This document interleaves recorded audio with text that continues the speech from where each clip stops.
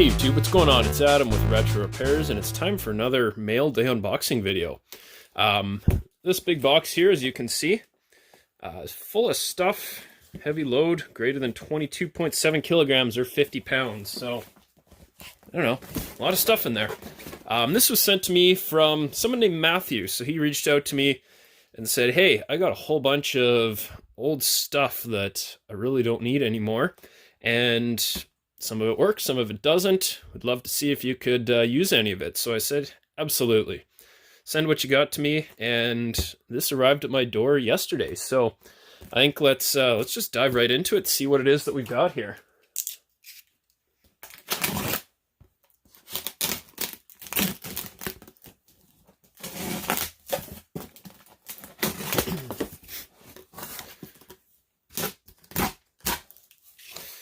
All right, so first things first, lots of foam. Well done, Matthew. Nice when people actually pad all their stuff, regardless of whether you think it's going to work or not. I mean, take some time, pad it up, make it look good, make it so it's not going to break further. Thank you for that. So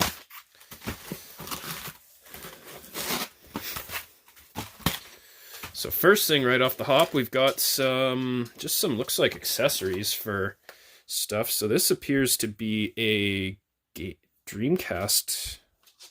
Yeah, that is a Dreamcast AV cable, so definitely handy to have. You don't stumble across those terribly often.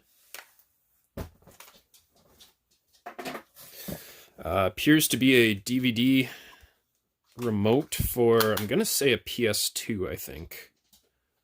So it's got the kind of PS2 styling to it. It is, Intex, so it is a third-party one, but kind of interesting they took the time to style it the same. Got a Wiimote with a red nunchuck. You can never have too many of those. Literally, I think I've got probably 15 Wiimotes. Gamecube AV cable. Definitely comes in handy.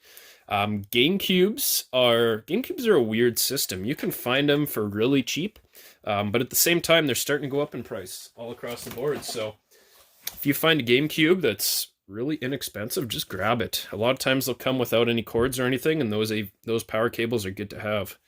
Looks like a PS1 power cord. RF adapter for... that would be, I'm guessing, a PlayStation, I think.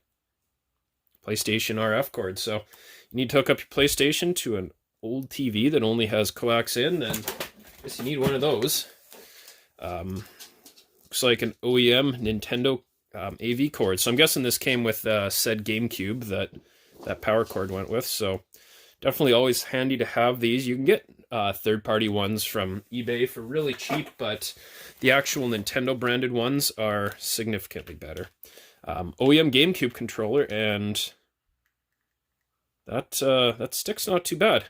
These sometimes get really floppy, notoriously floppy from Super Smash Brothers players. So I'm guessing either this was a spare one, or maybe Matthew wasn't a huge Smash player, or who knows, but it's in good shape, so excellent. Got a RF adapter for either Super Nintendo or original NES. This appears to be a third-party Nintendo AV cord, so comparison to the OEM one. So you got smaller, we'll call it the plug here. It's shorter overall, and just the wire gauge is a lot smaller. So these are the cheap ones that you get, and this is the original one. So these are more prone to breaking. I mean, they cost what, $4 or $5 at most, so these are going to run you. It's another OEM Nintendo one, so find these in the wild, at least $5 to $10 minimum for one of those. And even more OEM Nintendo ones. So really rebuilding my collection of Nintendo stuff here.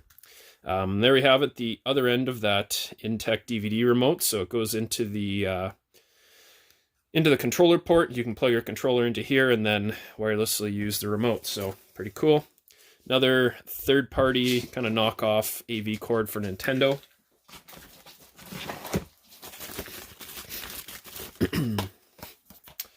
Ooh, Metroid Prime. comes with a memory card and the cartridge, or the game itself. So let's see. It doesn't look too bad. I honestly can't remember if he said that this worked or not, so that's going to be something we're going to have to test out. But, I mean, comes with the book and everything. If it works, that's awesome. Thank you. I don't have this particular one, so definitely good to have.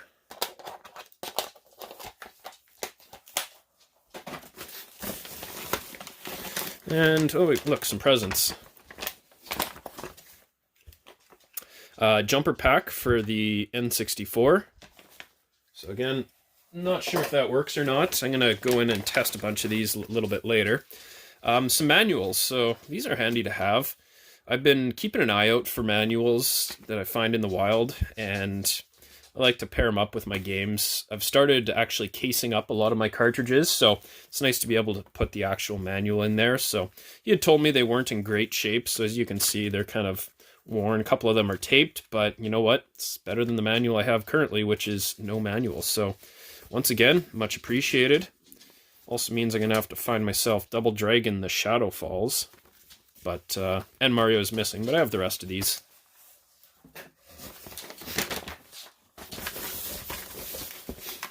Alright, this is a beast. So this is a Dreamcast controller.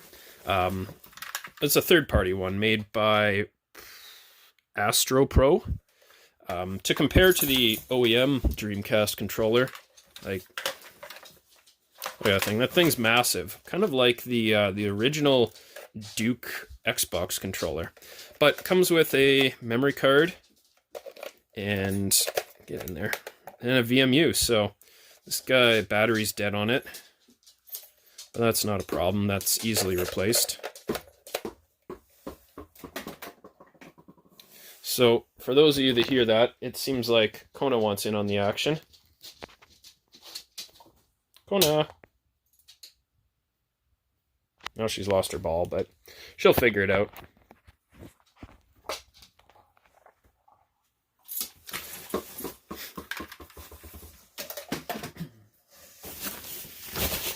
Alright, diving deeper. N64 Power Adapter. Again, always handy to have these. These, I found a lot of, I actually recently picked up 4 N64s, and they were just bare consoles, so being able to grab things like that, hugely helpful.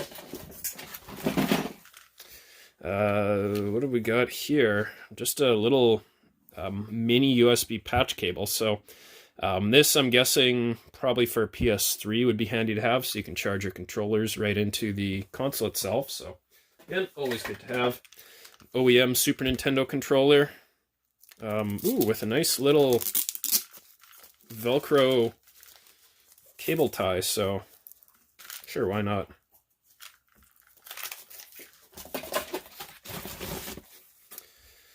What have we got here? Some sort of, oh, PlayStation 3 headset. I'm guessing PS3. So it looks like it would be Bluetooth, and it's got the PS logo on it. Nintendo AC adapter. So this is going to be for the Super Nintendo. And again, nice that these are OEM ones, actual Nintendo one. You can buy those knockoff 3-in-1 adapters from pawn shops or eBay or wherever, and they'll work, but they're not great. So whenever you can get your hands on an actual OEM one, if you're running any third-party ones, just replace it. Use the OEM ones. It's going to feed the right voltage and just going to make it work better. And what is this? Looks like the cradle / charging base for the headset. So my guess is, because this uses mini USB, that's probably what that little cord comes with. All right. So Super Nintendo. Just looking at it, I mean, it's a little dirty, so we're going to give it a bit of a cleanup. AC, or the AC adapter port is broken, so hopefully that's just a power issue that this one is having. I honestly can't remember if he said what the issue was. I do note that there's a couple screws missing. A little sticky, so I don't know. Who knows if work's been attempted on this or not. You'll note that it's kind of yellowed, and that's pretty typical with Super Nintendos. It's not from sitting in a smoky room or anything like that. It's just something, it's an additive that they put into the plastic of a lot of old consoles like this that is supposed to make these a little more fireproof. However, it had the nasty side effect of turning this nice gross yellow color. So you can see that this is nice and gray, which is the original gray. This, not so much. Now, it is somewhat reversible, so that might be an opportunity to try and use a product to cream on that to try and just restore that gray color. So looks like another project there for me.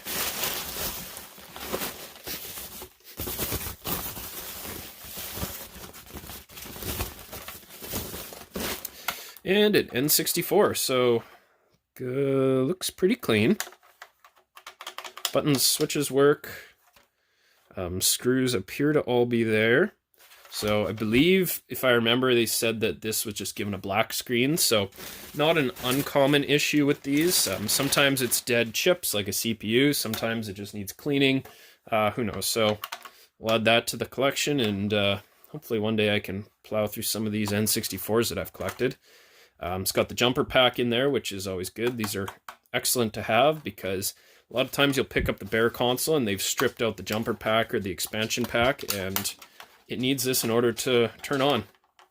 Also possible, sometimes these can fail, so maybe even just swapping out the jumper pack is all that's needed.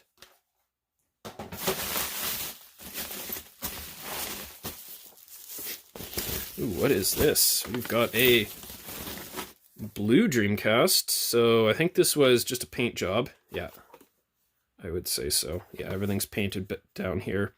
So they, at one point, painted this blue. Kind of an interesting look. And what have we got in here? Dino Crisis. Ooh.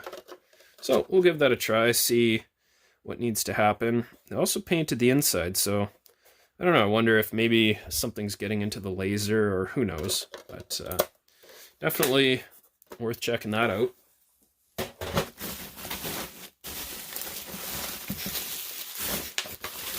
And we've got a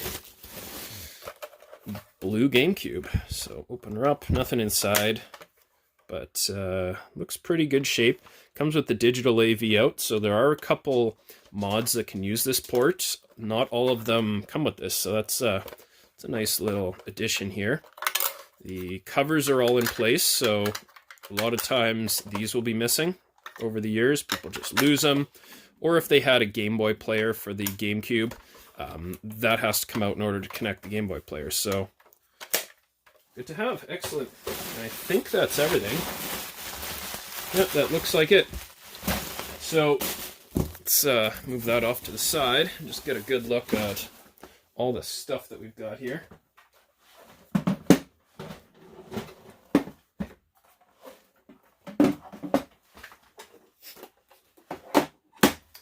So I think first thing I want to do, I'm not going to test everything here, but I want to see if this Metroid Prime works. So let's fire up my original GameCube and see what happens. Alright, so I've got my GameCube set up, so I'm going to grab the Super Metroid game.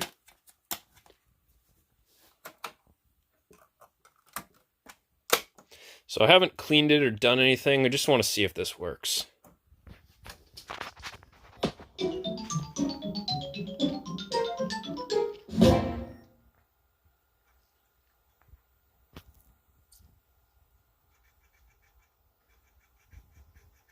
So far, so good. So we're getting, it's reading here.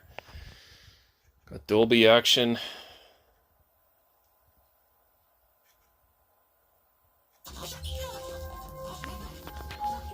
And there we go. So booting right into that game. So let's turn that off. And now let's see if that GameCube that we received here works.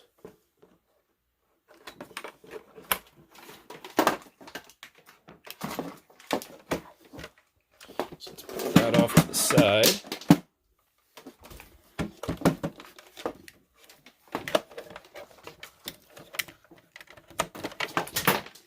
Oops.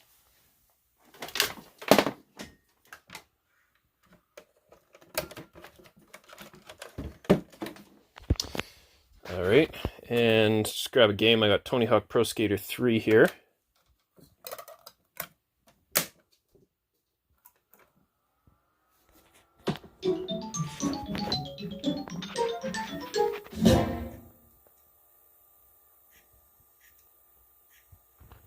What do we know? It does work. So, got myself a fully working GameCube. Now, the nice thing, as I mentioned before, is this one does have that extra port on the back. So there are a few mods and some third-party accessories that people have made that will actually work with that. So it might be worth looking into it and seeing if maybe there's something I can do to this guy to mod it and, either output HDMI, I know that's an option, or component maybe. I'm not positive of what you can do with GameCubes, but I think this is definitely going to be a good open, clean, and see what we can do with that. But I think that's about it for today. So I got all this table full of stuff that I gotta sort through, put in my bins, and see what I'm gonna work on next. So thanks a lot for watching. Hope you enjoyed. Leave me a comment below. Let me know what you think. And until next time, we'll see ya.